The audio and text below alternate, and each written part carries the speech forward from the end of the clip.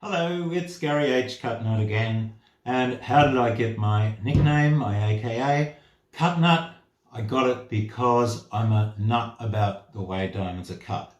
And it drives me crazy because most diamonds are really badly cut. In fact, more than 90% of diamonds are really only cut for the carat weight and nothing to do with the brilliance. So a long time ago, I developed this little gadget which shows you what happens when the light goes in and out of a diamond. Now, I developed this because I've been driven nuts by all these stupid things that indicate what happens in a diamond, and I'm going to show you why this doesn't work. Not one of these pictures is right. And even big organisations like De Beers, they have the light coming straight in, straight across and straight out. Well, that only happens if the bottom of the diamond is cut too deep. And this crazy thing with the light going in and coming out the side and blah, blah, blah.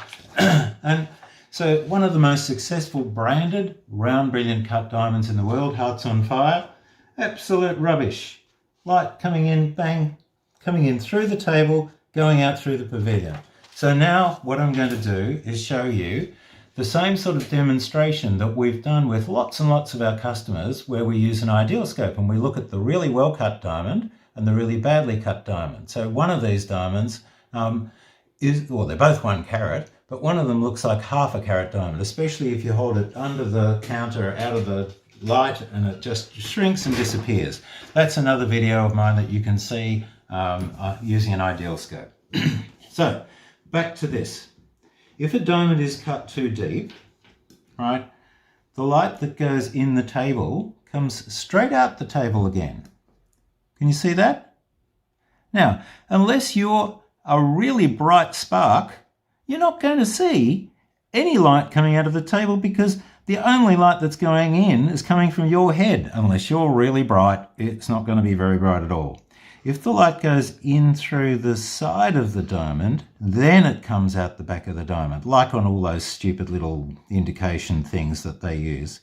So the light going in through the side comes out through the back. Obviously not good, not what we want. Right, this is what we want. Here the light is going in through the side, it's bouncing across here, up here, and coming out through the top. And you can see it because you're not blocking the light. And as we move across, now the light is coming out through the side facet. It's going in through here and out through the side facet. Kind of just the opposite, like Newton's first law, the second, third law, thermodynamics, whatever. And so now here, the light's coming in through the center and it's coming out through the table. And as we move across to the other side, same thing, light's coming in through the center and out through the table. So that's how we get our balance of sparkle and brilliance out of a really well-cut diamond. That's what we want. This is what we don't want. We don't want it leaking out the back, and we don't want to block it with our own head and body. Alrighty, so I'm now going to give you a demonstration using diamond calc. So here I'm making a video of a shallow diamond in diamond calc. So what I'm going to do is show you how, when you tilt the diamond a little bit or look in from a different angle, the light that you see is actually coming through the girdle, and that's what we call the fisheye. And if we take the stone back to flat and we look at what happens on the side of the stone, this stone actually becomes a nailhead because from whatever angle you look, the ray goes straight back to your head. So again, unless you're a real bright spark, you're not going to see much of interest.